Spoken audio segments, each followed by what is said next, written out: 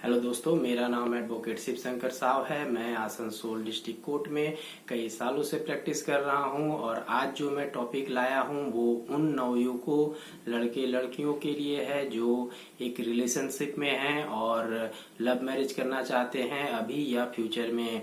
अगर आप फ्यूचर में लव मैरिज करना चाहते हैं तो आपको कुछ कंडीशन को फॉलो करना होगा, जिसके बारे में आज मैं चर्चा करने वाला हूं।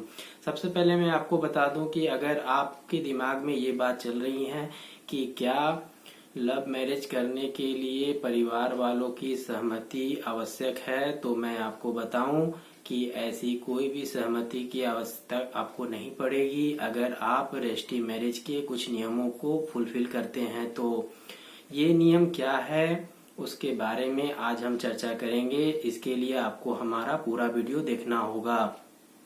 तो क्या वो कंडीशन है उसके बारे में मैं आपको बताने वाला हूँ। तो सबसे पहले आपको ये देखना होगा कि आपकी उम्र क्या है। अगर आप लड़के हैं तो आपको अपनी उम्र मिनिमम 21 साल होनी होगी और अगर आप लड़की हैं तो आपका मिनिमम एज 18 साल होना होगा। उसके बाद रजिस्ट्री मैरिज के अंतर्गत कौन मैरिज कर सकते हैं उसके बारे में जानेंगे। जी हाँ दोस्तों, अगर आप हिंदू हैं, मुस्लिम हैं, सिख हैं, ईसाई हैं, जैन हैं, बौद्ध हैं, धर्म के हैं तो आप रजिस्ट्री मैरिज के अंतर्गत आते हैं और आप रजिस्ट्री मैरिज या लव मैरिज कर सकते हैं। उसके बाद आता है कि आपको किन किन कारणों को भी फुलफिल करना होगा जिसके बाद आपका रजिस्ट्री मैरिज वैलिड होगा। जिसके लिए मैं आपको बताऊं कि अगर आप अनमैरिड हैं या अगर आपकी पहले शादी हो चुकी है तो आपके अगर वाइफ या हस्बैंड का डेथ हुआ है तभी आप रजिस्ट्री मैरिज फिर से कर सकते हैं, और या तो अगर आपका पहले शादी हो चुका है अगर वो वैलिड नहीं है तभी आप शादी कर सकते हैं। उसके बाद रजिस्ट्री मैरिज का आवश्यक तत्व ये है कि अगर आप सक्षम हैं और फ्री कंसेंट से शादी कर रहे हैं तो ही ये आपका रजिस्ट्री मैरिज फुलफिल हो पाएगा।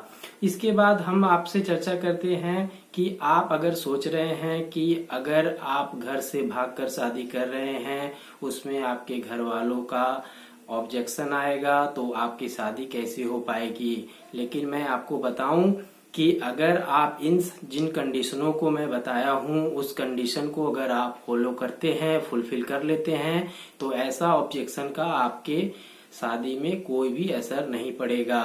अगर आपको किसी भी तरह का ऑब्जेक्शन अगर आपके शादी में पड़ता है तो आपको ये दिखाना होगा कि आप बालिग हैं, आपकी उम्र हो चुकी है और आप सक्षम हैं शादी करने के लिए, क्योंकि हमारे भारतीय संविधान में आर्टिकल 21 में शादी करने का अधिकार है और इस अधिकार से आपको कोई भी वंचित नहीं कर सकता है। ये आपका मानव अधिकार है और आप अगर अपने एज को कंप्लीट कर लेते हैं, शादी के एज को, तो आप शादी करने के लिए सक्षम हैं।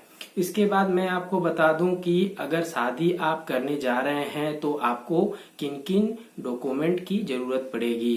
जी हाँ दोस्तों, अगर आप एज अपना कंप्लीट कर लिए हैं तो आपको अपना आइडेंटिकल और रेसिडेंशियल प्रूफ और अपना डेट ऑफ बर्थ प्रूफ का डॉक्यूमेंट आपको अपने साथ रखना होगा, जो कि वोटर कार्ड, आधार कार्ड, ये आपके आइडेंटिकल रेसिडेंशियल प्रूफ में आ जाते हैं और डेट ऑफ बर्थ प्रूफ में आपका पैन कार्ड, बर्थ सर्टिफिकेट या स्कूल सर्टिफिकेट आता है।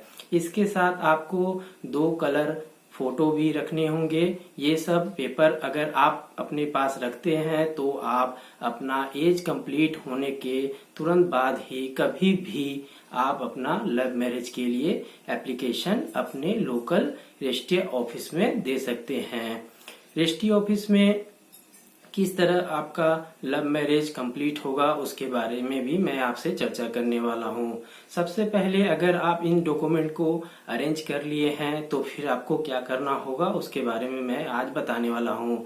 अगर आप डॉक्यूमेंट अरेंज किए हैं तो उसके बाद आपको अपने नजदीकी जो भी आपके मैरिज ऑफिसर हैं वहां जाकर आपको मैरिज एप्लीकेशन फॉर्म फिलअप करना होगा। इन सारे डॉक्यूमेंट को देकर आपको मैरिज एप्लीकेशन फॉर्म फिलअप करना होगा। मैरिज एप्लीकेशन फॉर्म फिलअप करने के 1 महीने के बाद आपके मैरिज रजिस्ट्रेशन की तारीख पड़ेगी। उस दिन आप हस्बैंड और वाइफ दोनों जाएंगे और आपको साथ में 3 विटनेस ले जाने होंगे।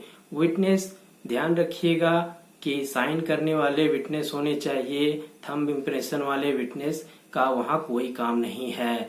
जो विटनेस जाएंगे वो भी अपना एक आइडेंटिकल प्रूफ जरूर लेकर जाएं।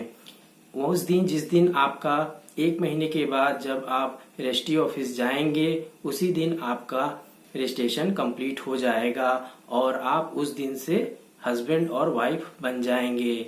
शादी एक बार हो जाने के बाद आपके ऊपर कितना भी ऑब्जेक्शन दिया जाए उस रजिस्ट्रेशन पर वो कैंसिल नहीं होगा, बशर्ते आप सारे कंडीशन को अगर फुलफिल करते हैं तो। अगर आपके दिमाग में अगर कोई भी क्वेश्चन अगर आ रहे हैं तो आप हमें कमेंट में पूछ सकते हैं या हमारा गूगल में पेज है एडवोकेट साव जी के नाम से, आप वहां से हमें कंसल्ट कर सकते हैं।